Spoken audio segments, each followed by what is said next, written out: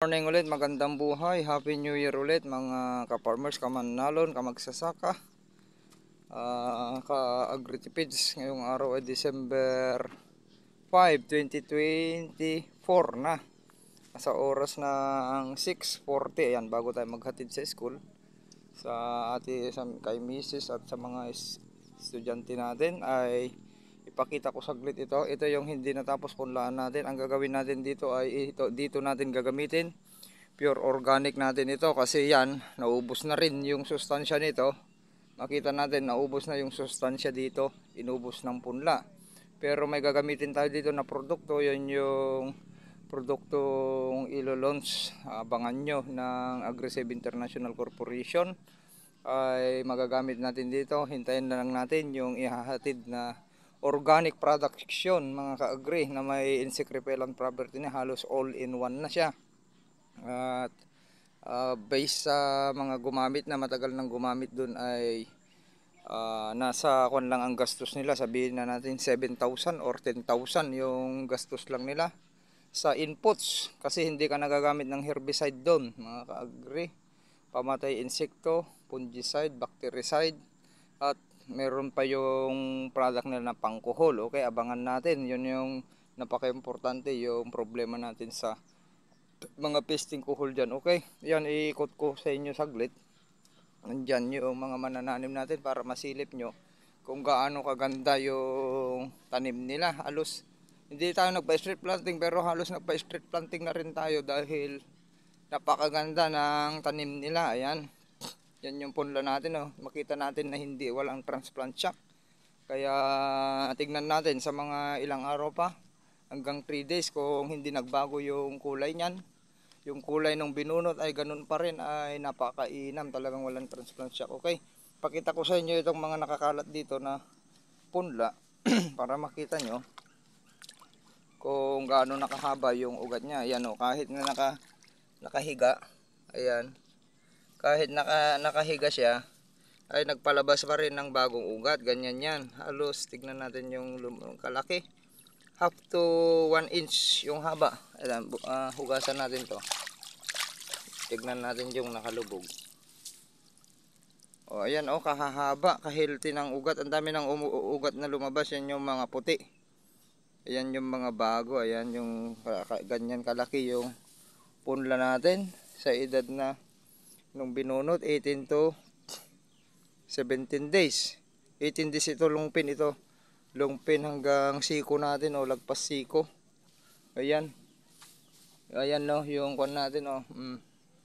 Okay, tara, para makita nyo, silipin nyo.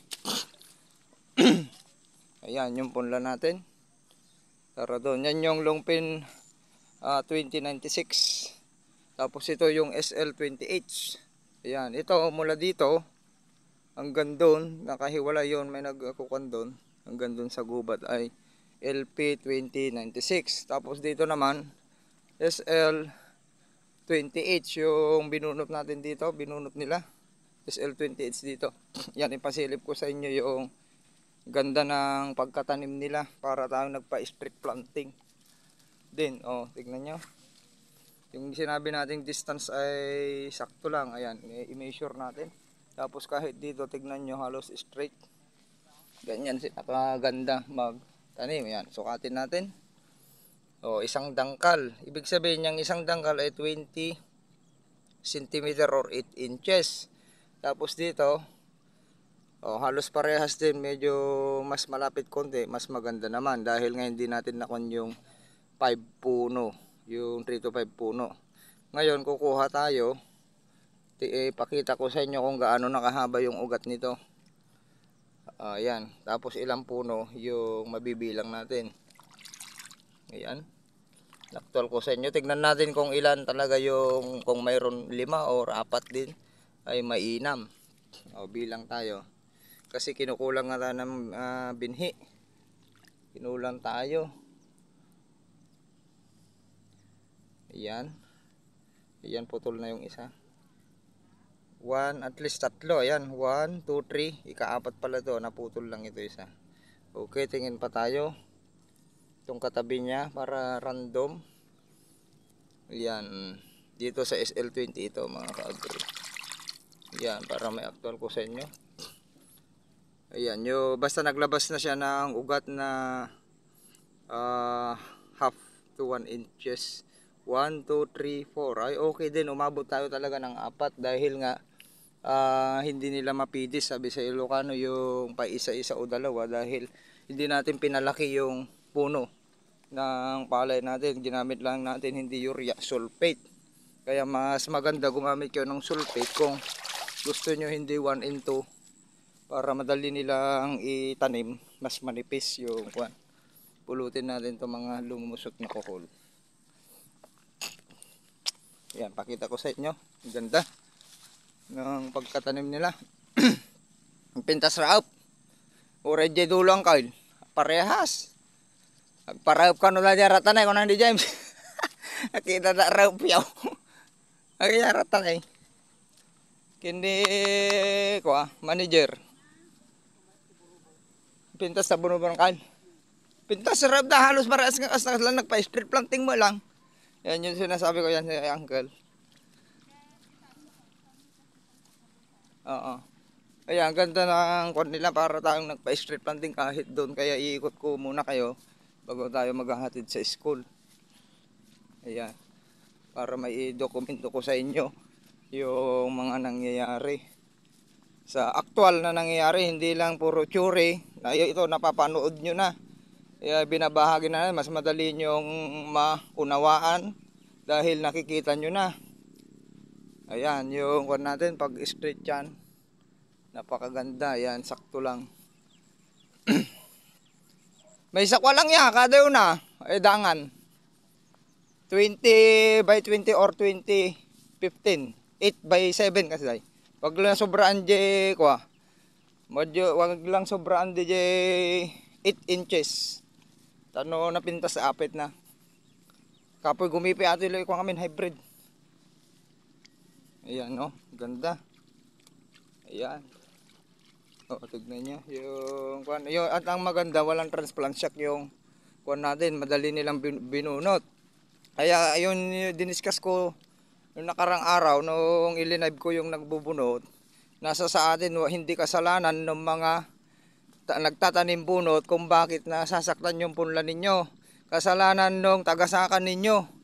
Bakit hindi niya i-prepare ng proper yung para sa hybrid. Dapat sundin yung protocol para sa hybrid. Magpunla lang ng 1 meter lapad. Yan, diniscuss ko na naman kahapon niya. 1 meter lang yung lapad para tapos magkanal kayo ng 1 feet para hindi titigas yung lupa. May lagyan nyo lang ng tubig palagi yung wag nyong walain yung tubig sa kanal para hindi titigas yung lupa. Kung nawalan ng tubig yon, dun titigas. Mapuputol. Pag binunod yun, mahirap. May transplant siya kagaya nito. 10 days na hindi pa nakarecover dahil sa punlaan, yan didiscuss ko ulit sa inyo. Sa punlaan pa lang sumablay na. Hindi man lang napalita. Kaya bako-bako, sinabugan. Kaya anong resulta? Wala kang aanihin dyan. Masaya ka na dyan kung naka 100 kasi hindi na magsusowi ng maganda yan. Hindi mo maaabot yung kahit average lang ng 15 sowi dyan. Pag naganyan yung tanim ninyo, kagaya nyan, oh. Oh. Kasi ang buhay ng walang transplant shock sa punlaan, ayusin ninyo sa punlaan, dapat nasa proper yung pagpunla nyo para sa hybrid. Kung mayroon kayong mahihinging carbonas resal, lagyan nyo rin, patungan nyo yun yung ginagamit sa mga tabako para hindi masaktan yung mga seedlings. Yun yung ginagamit. Kaya ngayon yung talagang isang protocol ng pagpupunla ng hybrid. Kaya dapat gawin natin yan. O kaganda. Pag ganito to, pahalang pero kaganda. Tanim nila. Diba? Gandun yan. Nandun naman sa uncle ni Mrs. Halos uncle niya lahat yan. Magkakapatid. Tapos kamag-anak. Kaya wag nyong isisi sa mga nagtatanim bunot yung kapalpakan ng tagasaka. Kasi minsan tinatamad na yan tapos magpupunla ng napakalapad. Hindi yon, titigas talaga yon. Huwag nyong gawin yon 3 meters lapad or 2 meters lapad para sa inbreed yon. Dahil nga yung inbreed maraming punla, kahit idikit-dikit mo doon, marami kang binhi doon. Unlike sa hybrid, ang liit ng kukunti yung binhi dyan, kailangan walang mapuputol para magkakasya yung kanyo, yung punla ninyo, hindi kayo mabibitin. Kaya kung na-transplant siya, discuss ko ulit sa inyo, may transplant siya, 1 week magre-recover yan. Ibig sabihin, sa 1 week na recovery niya, nawalan na kayo ng 7 sowe sa isang puno lang. 7 to 10 kasi inaral ko na yan, inaral ko na doon noon yan. Naglagay ako ng tulos. Sa 1 week, kalakasan niya magpalabas ng sowe yung secondary, tertiary, tailor at min puno yan. Maglalabas yan ng 10 na sowe, mga kaparmers. Kaya wag nyong i-transplant siya yung punla nyo. Gawan nyo ng paraan, proper na seed preparation, proper na punlaan ang gawin ninyo para ganyan yung mangyayari. Diretso yan na arangkada na, hindi na malalantang ng ganyan. Sa 15 days yan, maglalabas na ng sowe yan. Hindi na abutin ng 20 days yan. 15 days pa lang yan, maglalabas na ng sowe yan. Kaya, ang tagal bago tayo magpa-sowe, kakayanin natin mag-average ng 30, 40 to 60 na sowe. Kung lahat ng puno ay may sapat na sustansya at nagpalabas ng sowe yan. Huwag nyo nang bitinin kung ganyan. Yung tips ko sa inyo, pag ganyan na yung tanim natin, lalo't gusto natin i-target yield natin, 20 to 300 per hectares, kailangan yung land preparation, proper land preparation. Kung sinabi kong proper land preparation, mayroon yan computation na hanggang 21 to 30 days. Kung gusto mo, pabulukan mo, kailangan mong pasibulin yung buto ng damo, buto ng palay, yan yung kwan. Tapos tignan mo, kaya pag 7-7 yan, yung kwan, puntahan yung YouTube channel natin, Agritipid Fields, malalaman nyo lahat doon yung paano yung land preparation, seed preparation, water management, pest management, kailangan lahat yan. Tapos nutrient management, kung paano yung timing ng pagbitaw ng abono. Tignan nyo yung lupa natin, nabalutan na ng lumot. Ibig sabihin, kung nabalutan ng lumot yon, wala nang time na sumibol pa yung buto ng damo dyan. Kaya hindi na tayo gagamit ng herbicide. Nakatipid na tayo, kamahal ng herbicide. Halos 1.5 yan. Tapos hindi nyo pa naman one shot, halos gagastos kayo ng 3,000, mag-uulit kayo. Unlike pag proper land preparation ka, ganyan, napalumot mo yan, maganda yung leveling. Soil leveling ng lupa, hindi sisibol yung damo dyan, wala na ring delay yung kanyo. Wala na rin delay yung palay nyo, hindi masasaktan, lalo yung mga nagtutuporde. Kaya nababansot yung palay nyo, maiiksi yung uhay, kukunting bilang dahil sa tuporde, mali yung rate ninyo, nagkamali kayo sa rate, nasaktan yung palay nyo, dagdag gastos yun sa abono para pabinatin mo. Pero mahirapan ka magpabinat na doon, kaya yung palay nyo hanggang tuhod lang. Di nyo pa mapaabot ng hanggang baywang dahil nasaktan sa herbicide. O ayan o, yung sukat natin, bunot natin. Ayan, actual. Ito yung SL8 naman ito. O ayan. O, half inch talaga sa 1 day. Kalilipat tanim, yung lalabas na ugat, bagong ugat yun yung puti, half inch to 1 inch, inch yung kwan na yan, half inches to 1 inches na yan yung haba niya. Kaya kung maaga na mapakapal natin yung na walang transplant shock, maaga na umarangkada yung palay natin, ibig sabihin yan, sumasabay yung ugat, kumakapal, lumalalim, mas malakas kumain ng sustansya yan. Ibig sabihin, kung mas malakas kumain ng sustansya, mas mabilis buminat, mas mabilis magpalabas ng sowe. Unlike dito, sample ko ulit sa inyo, maiksi pa yung kanyan, uhay na nasaktan, 10 days mahigit na hindi pa nakaarangkada. Kaya yan, walang mailalabas na magandang sowe na yan. Hindi ka aanin ng kahit 100 yan. O yan, ipakita natin sa anihan. Sabihin ko sa inyo kung ilan lang aanihin yan. Kasi wala na, late na, umarangkada. Ayan, ganda ng kwan nila o tanim nila.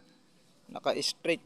Halos ordinary lang yung patanim nila, pero tignan nyo yung dahil sa ang ganda ng tanim nila, halos naka-straight planting din. Ayan, ganyan. Tapos pag ganun, naka-straight. Tapos yung sukat natin, sinusukat natin, sakto lang nasa 1 dangkal. Or mas maiksi, hindi na sumobra sa kwan. Kasi aabot sa 25 cm yun eh. Pag sinobrahan nyo or magna 9 inches na yon. Kaya yung sukat dito, hindi, yung kasing iba, hindi nila alam yung centimeter, 8 to 7 lang yung nakikita nating layo dito. Sakto lang yun para sa dry season. Pero pag sa wet season, medyo layuan nyo ng konti kasi mahina yung solar radiation at maraming ulan. Pag kumpul-kumpul yan sa wet season, pamahayan naman ng peste. Tapos madaling madapa. Yun yung kaibahan yan sa wet season, sa dry season. Ngayon, malakas ang solar radiation, lalo't yung timing natin. Maaani tayo sa Abril talaga. Kaya, ang laki yung potential natin na aani per hectares ng 200 pataas. Yung target natin dito hanggang 300 per hectares. Yung palabasin natin ani dito. Kaya dito sa 15,000, dapat makaani tayo dito ng 500 kaban. Yung palabasin natin ani dito, kaya kumuha tayo ng magaling na mga manananim. Ayan, ang ganda ng pagkatanim nila hanggang dito sa gubat. Ayan. Ito naman ang problema dito sa gubat. Alas 12 na bago masikatan ng araw. Ibig sabihin yung bandang gilid, mas mahina magsowi doon. Tapos yung may kasabihan sa Ilocano na aglangpaw, yung lalambot yung puno niya. Ngayon, ang gagawin natin doon, kahit hindi na natin gamitan ng urea dyan, ang gagamitin natin dyan may mataas na potassium, kasi yung last element ng abono ay pampatigas at pangparesistensya. Huwag nyong walain yun, yung muriate of potash 0060, kasi yung ibang farmers hindi marunong gumamit ng 0060. Di nila alam na yung 0060 pampabigat, pangparesistensya, pangpahaba ng ugat, tutulungan niya yung P, yung gitna sa ng element, yung phosphorus, tutulungan niya para humaba kaagad yung ugat ng palay. Kung humaba yung ugat ng palay kaagad, malakas sumipsip ng sustansya mula sa lupa, kaya mabilis yan umarangkada, bibinat. Ayan, dinidiscuss ko na sa inyo ng actual para masundan nyo yung pagsasaka, para umani rin kayo ng maganda. Hindi lang puro 100 pababa yung ani ninyo, di pa kayo maka 150. Ang mahal ng kwan ngayon, mahal ng sariwang palay. Dito na yung time na aangat yung mga farmers, kasi ang taas ng presyo. Galingan nyo lang mula punlaan, galingan nyo magpunla, gawin nyo yung tama. Ulitin ko, yung proper na pagpupunla, para ganyan hindi nalalanta yung kwan nyo, madaling bunutin. Natulungan na rin natin yung mga manananim at magbunot na hindi tumatagal dun sa punlaan. Hindi rin na stress yung mga palay ninyo. Yan, sukatin natin ulit dito para makita nyo. Sakto isang dangkal, 20 by 20 cm or 8 by 8 inches yan. Yan, tignan natin dito sa pinaka-plan natin. Ngayon, ito yung long pin 2096 naman. Ayan, pansin nyo, sakto lang. Tapos nakikita nyo yung lupa natin dito, puro lumot na. Ayan, hindi nasisibol yung kwan dyan. Yan yung purpose nyan. Pag maraming algae dyan, lumot, hindi sisibol yung damo dyan. Wala nang sisibol na damo dyan. After 1 week, mag-abono tayo, mabalutan ulit ng lumot yan. Yun yung paraan para makontrol nyo yung damo na pinoproblema ninyo. Hindi na kayo gagamit ng herbicide kung marunong lang kayo. Yan, kaya tinuturo ko na sa inyo kung paano hindi gumamit ng pamatay damo sa sakahan, na siyang nakakapagpa-delay sa pagtangkad ng ating palay. Mga ka-farmers, agri ka, manalon ka, magsasaka.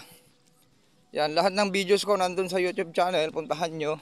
Agritipids PH, kaya nga tips na.